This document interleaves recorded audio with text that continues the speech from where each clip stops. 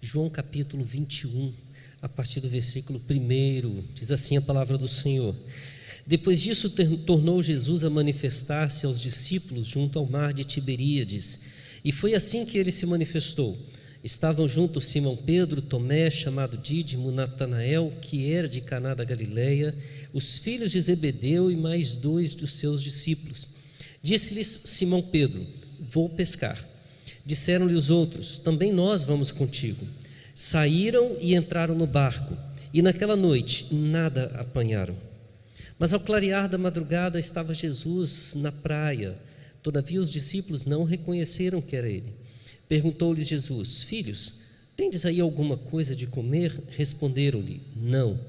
Então lhes disse: lançai a rede à direita do barco e achareis. Assim fizeram e já não podiam puxar a rede, tão grande era a quantidade de peixes.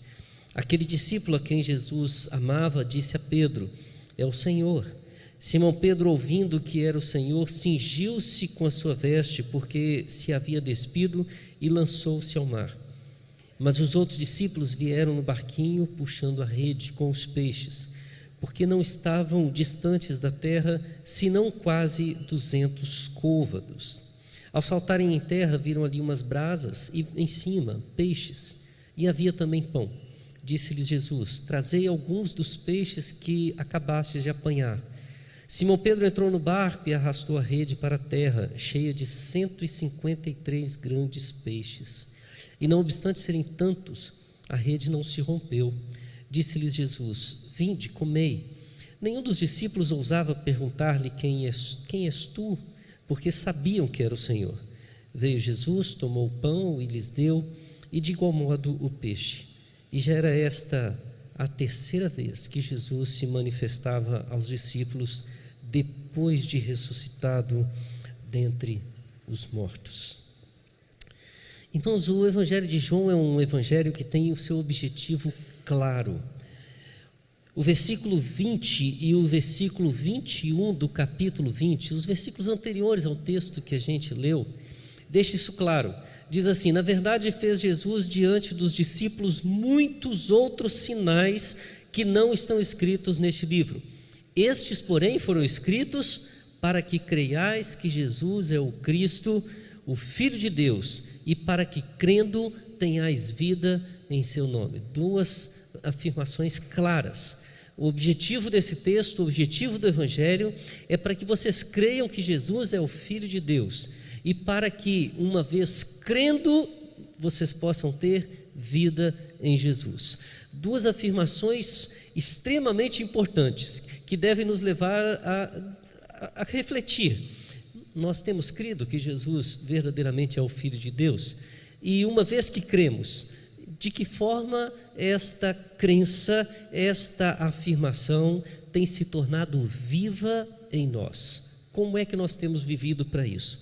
E se nós olharmos o texto, é interessante porque João não escreve com esse objetivo simplesmente porque quer escrever um texto. João foi o último dos evangelistas da Bíblia. Talvez ele esteja escrevendo esse livro lá por volta do ano 90. Já havia pelo menos 60 anos que Jesus havia morrido e ressuscitado. Os outros evangelistas, eles devem ter escrito por volta do ano 50, 60. Então, logo no início, há uma grande diferença entre Mateus, Marcos e Lucas e o Evangelho de João. Mateus escreve para mostrar especialmente à comunidade judaica que Jesus é o Messias, aquele que fora prometido pela lei e que se revela. Marcos é um livro escrito basicamente para os romanos que estão se convertendo, para o povo de uma forma geral, aquele que está recebendo o Evangelho, está vendo a aplicação dele diretamente para a sua vida, e Jesus é identificado com aquele que sofre, com aquele que vive no seu dia a dia. O Evangelho de Lucas já é o evangelho mais intelectual, intelectualizado, mais voltado para, digamos assim, a filosofia da época. Ele é fruto de uma pesquisa acurada, de uma profundidade de reflexão, e até os termos escritos por Lucas são para provar que aquele Jesus, ele não somente é o Messias, não somente é o Senhor, mas ele de fato é a única esperança do homem.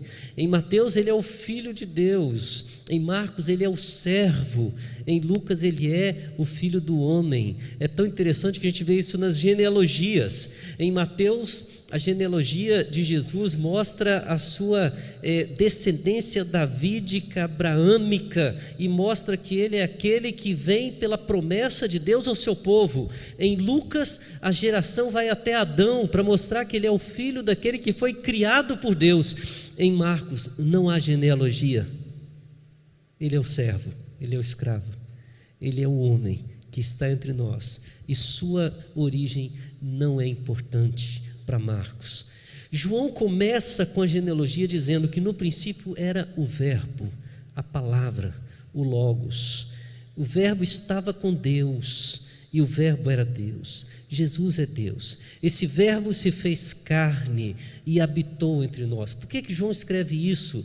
Porque mais no final do primeiro século, a igreja já está consolidada, o evangelho já está anunciado em diversas partes do mundo, já houveram algumas perseguições, boa parte dos pregadores iniciais, os apóstolos, já haviam morrido, e começa a levantar dentro da própria igreja alguns questionamentos a respeito do próprio Senhor Jesus. Aquela mesma fé que movera as nações, moveu a igreja a alcançar quase todas as nações da época, ela começa a ser questionada internamente. É como se tivéssemos visto no princípio a mensagem sendo proclamada, anunciada, divulgada, e uma vez que essa mensagem alcança o seu extenso geográfico, ela agora começa a ser questionada dentro da própria igreja.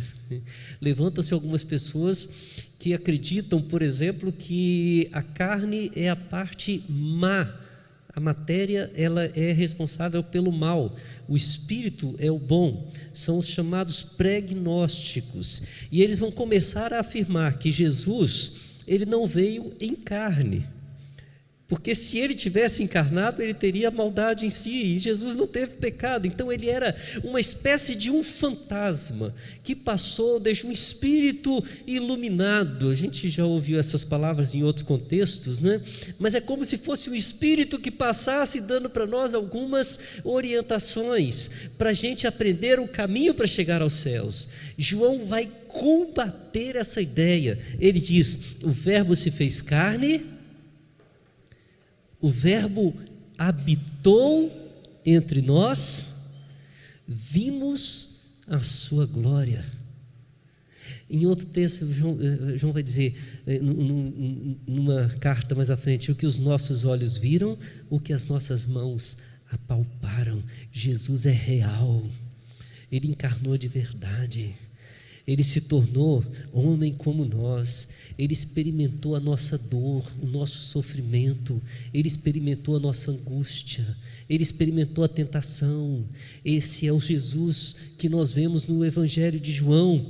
É o Jesus que, quando chega no capítulo 13, está nos seus últimos dias com os discípulos. No capítulo 14, ele olha para esses discípulos no momento da ceia, ele abre o coração, ele compartilha com eles do que está para acontecer. Ele é o mesmo que, após ressuscitar, volta para caminhar com os seus discípulos. E quando chega no capítulo 20, após narrar a ressurreição, por 3 vezes João cita aparições de Jesus. Se os títulos da sua Bíblia estão iguais aos da minha, nós vamos ver no versículo 11 escrito assim: Jesus aparece a Maria Madalena. No versículo 19, Jesus aparece aos discípulos. No versículo 26, Jesus aparece novamente aos discípulos. E após essas aparições, João diz: tudo que eu falei agora tinha um objetivo, que você cresce nesse Jesus. E crendo nele, vocês vivessem para a glória dele. Só que tem dois textos aqui, no meio de tudo isso, que nos fazem perguntar por que João está querendo dizer com isso. Primeiro, é por que Tomé está sendo relatado no versículo 24 e 25. Ele está falando das aparições de Jesus, mostrando como que Jesus, ele depois de ressurreto, ele se faz presente, e entre a segunda aparição, que foi aos discípulos, a primeira vez que ele aparece aos discípulos, e a terceira aparição, que foi a segunda que ele aparece aos discípulos, existe um momento em que ele aparece, que Tomé é questionado, os discípulos, né, estão reunidos naquele culto maravilhoso, aí dizem para Tomé: Tomé, Jesus esteve entre nós, e Tomé diz assim: eu não creio. Se eu não vir, se eu não tocar, eu não creio. Irmão, presta atenção numa coisa. Tomé não estava duvidando de Jesus, ele estava duvidando dos seus irmãos, está certo? Os discípulos. Quando ele faltou o culto, deveria ter um outro compromisso, né? Foi procurar emprego na hora, já que Jesus havia morrido, né? Ele foi procurar emprego, os discípulos continuaram lá, Jesus chegou e os discípulos falaram: Jesus veio aqui. Ricardo, você faltou o culto, Ricardo. Jesus veio aqui hoje cedo. Aí o Ricardo olharia e dizer: está brincando comigo, está fazendo hora com a minha cara, né? Não, mas era mesmo. Ele falou assim: pois é, se eu não vir e tiver provas visíveis, táteis, não creio em vocês. Mas a prova que ele cria em Jesus é que quando ele aparece em seguida, Jesus diz: Tomé, olha, toca. Alguma dúvida? Tomé diz o quê? Senhor meu, Deus meu, eu creio. João relata esta aparente incredulidade de Tomé, mas na verdade ele está dizendo que a incredulidade existe no meio do grupo não em relação às provas e os sinais incontestáveis do senhorio de Jesus. Passa esta parte, expressa os objetivos, entra no texto que nós lemos. Depois disto, depois desses acontecimentos, Jesus se manifesta mais uma vez da seguinte forma: Pedro está reunido com os seus grupos, com os seus discípulos, e sente um desejo no coração: vou pescar.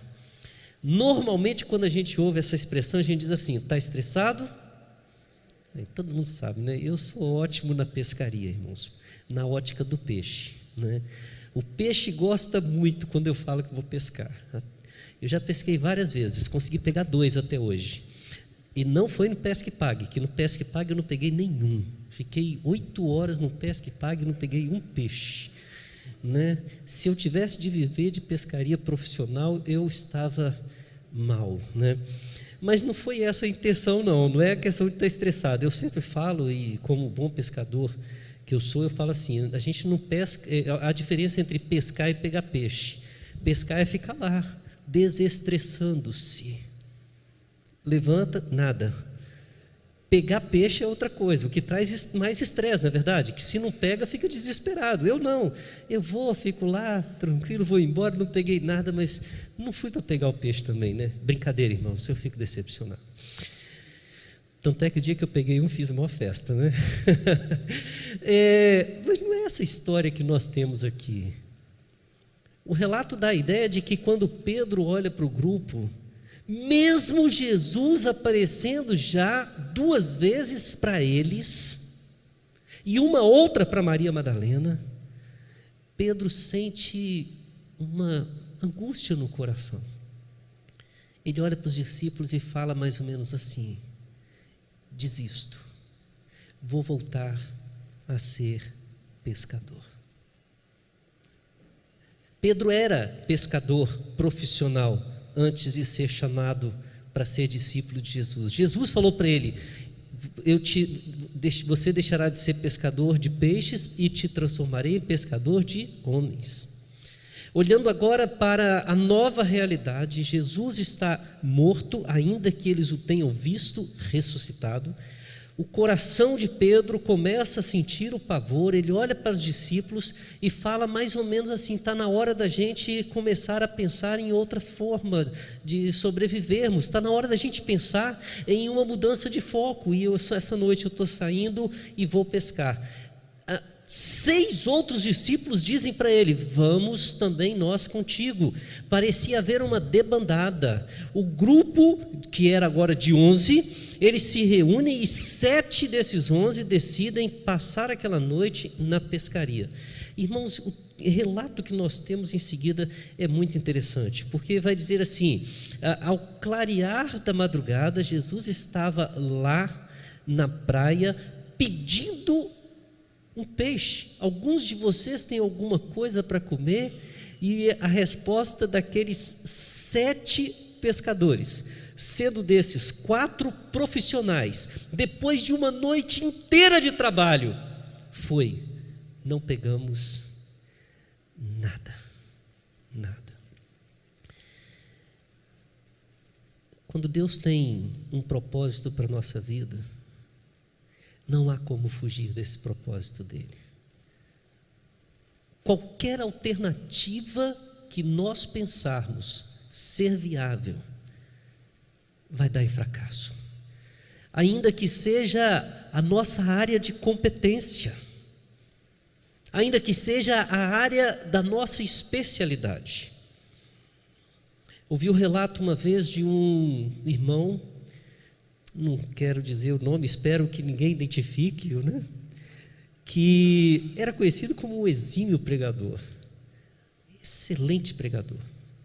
Já pregava em conferências, muito antes de ir para o seminário, e o dia que se apresentou ao presbitério, ao conselho, ao presbitério, com vistas ao seminário, o presbitério exigiu dele que fizesse o seminário. Ele olhava e falava assim: para que eu? Você teve aquele sentimento? De vez em quando a gente encontra alguns no seminário que falam assim: eu vim aqui porque me obrigaram, porque eu acho que não preciso do seminário. Mas ele foi por obediência. E quando chegou na turma, os colegas de turma olhavam para ele e falavam assim: gente, eu estou estudando junto com fulano. Não tem aquelas coisas que a gente olha de vez em quando para os colegas, né? Nossa, eu sou colega de classe de fulano de tal. Ele tinha esse status. E logo no primeiro ano ele foi pregar numa igreja que era o sonho de pregação de todos, né? De vez em quando tem umas coisas esquisitas, a pessoa acha que pregar num lugar tal dá mais status, e ele estava todo cheio, passou com a turma, preparou o sermão e foi para a igreja.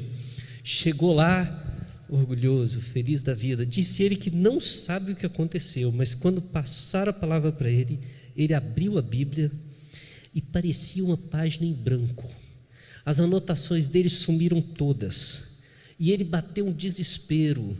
E ele falou que nunca se sentiu tão angustiado em toda a sua vida. Ele não conseguiu falar coisa com coisa. O sermão ficou aquela coisa horrível. Ninguém conseguia entender.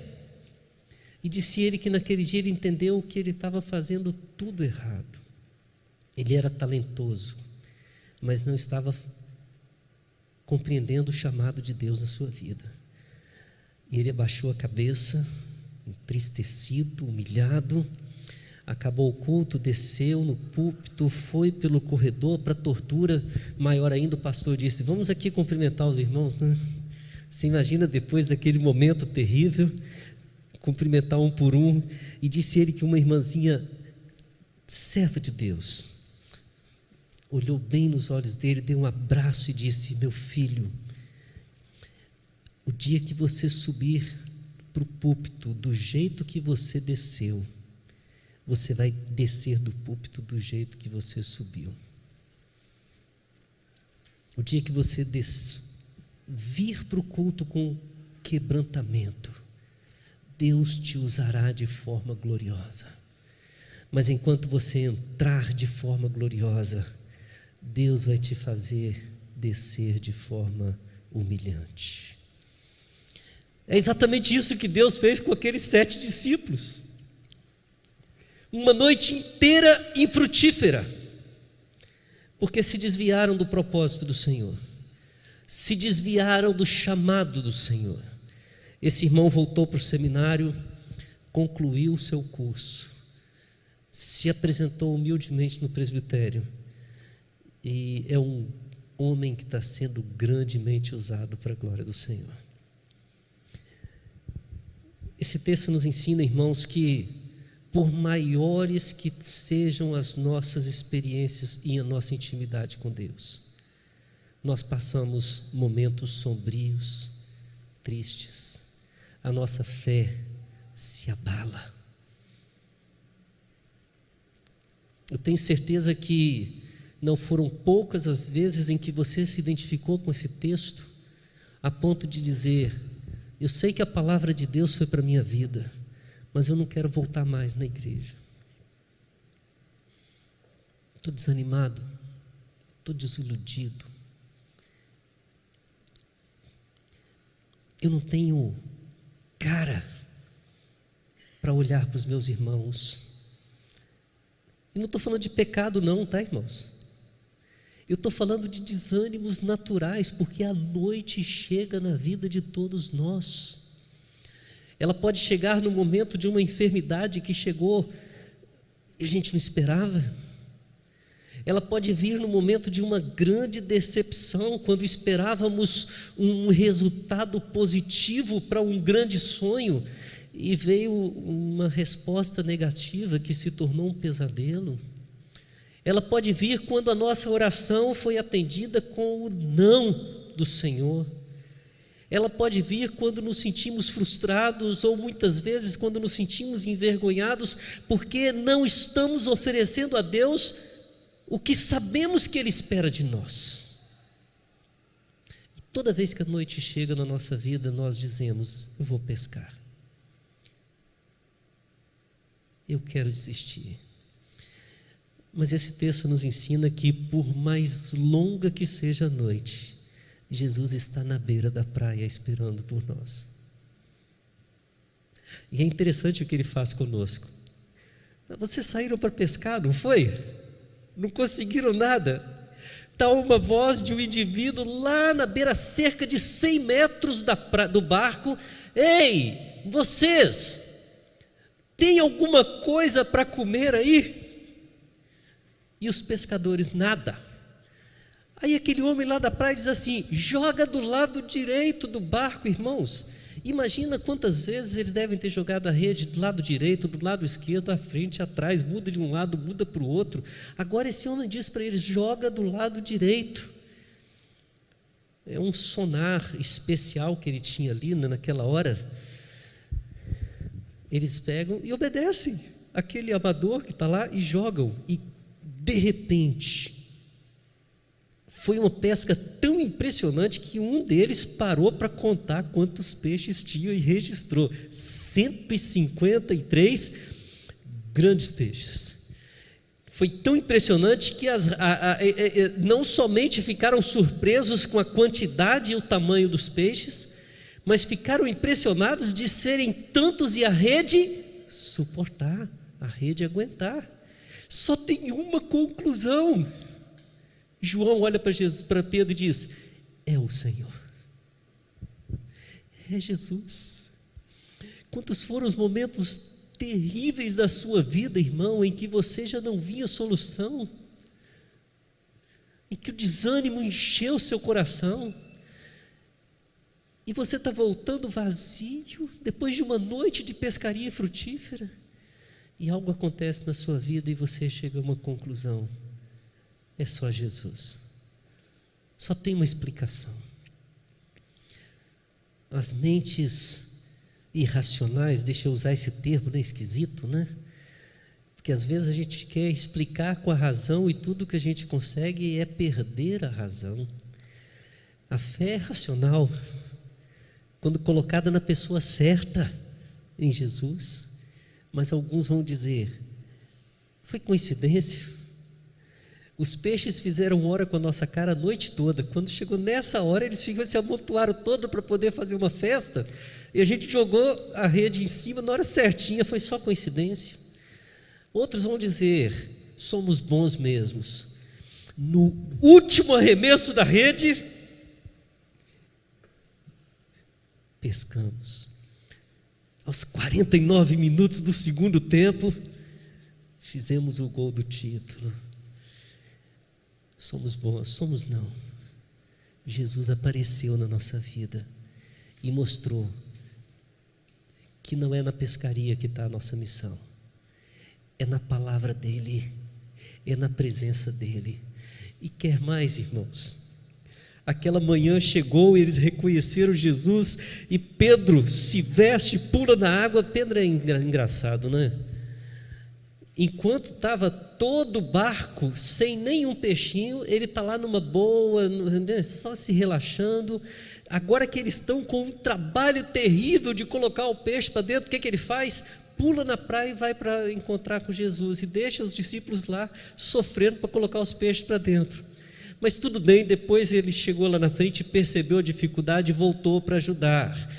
Mas é interessante a questão de que quando eles olham para Jesus, eles percebem que não tem outra opção para a vida deles. Eles querem estar com Jesus. Já não tinha mais interesse o peixe. E quando eles chegam perto de Jesus, eu fico impressionado. Olha o que diz a palavra do Senhor. Ao saltarem em terra, viram ali umas brasas e em cima peixes e pão. Eu não sei por que Jesus perguntou para eles se eles tinham alguma coisa para comer. Aqueles 7 pescadores não tinham nada, mas aquele homem que estava na beira da praia não tinha somente peixes assados, tinha também pães. O alimento estava com Cristo. Para não ficar de tudo, desperdiçado o trabalho dele, Jesus olhou para ele e disse: trazei algum dos peixes que vocês também acabaram de apanhar, só para não dizer que não valeu para nada o trabalho de vocês, mas o sustento está nas minhas mãos. O alimento eu já preparei para vocês. Vinde, comei. E é interessante que o texto termina assim: nenhum dos discípulos ousava perguntar: quem és tu? Pois eles sabiam que era o Senhor. A noite sempre vai chegar na nossa vida, meus irmãos. Momentos de dúvida, de desânimo, momentos de insegurança, de vergonha, momentos em que a nossa vocação, a nossa missão parece pesada, difícil, em que a responsabilidade parece vir como um fardo sobre os nossos ombros. E não são poucas as vezes em que a gente vai repetir a atitude desses discípulos e querer desistir da nossa missão e ir pescar, encontrar algo fora de Cristo para sustentar a nossa vida, a nossa fé. Mas como é bom saber que Jesus nunca deixa de mostrar a sua presença para nós. Ele nunca vai nos desamparar. O vale continua sombrio e mortal, mas a presença dele nos faz andar seguros. O choro pode durar uma noite inteira, mas a presença de Jesus faz o amanhecer se tornar alegre. Os nossos dias difíceis passarão, porque Cristo está conosco. Ele está preparando o pão, o peixe, e no momento certo Ele diz: vinde e comei. Quem sabe não é esse o tempo de dizer para você: não só vinde e comei, mas fartai-vos. Que Deus fortaleça a sua vida. Não vão passar os tempos difíceis, nublados, os tempos sombrios, mas nunca você deixará de ver Cristo ao seu lado, cuidando de você. Feche seus olhos, coloque a sua vida na presença do Senhor, faz uma meditação. Eu não sei se você avaliaria a sua vida hoje naquele momento em que você acaba de receber a visita de Jesus e está empolgado, ou se você está naquele momento em que olhou para os seus colegas e disse: eu desisto, vou pescar. Ou de repente você está no meio da noite, ou no início da madrugada, frustrado, abatido, não conseguiu nada. Ou de repente você está vendo Jesus no amanhecer, te chamando para vir, comer, se fartar, e saber que toda a providência Ele já fez para a sua vida. Ele está contigo, Ele te ama. Coloque sua vida na presença do Senhor.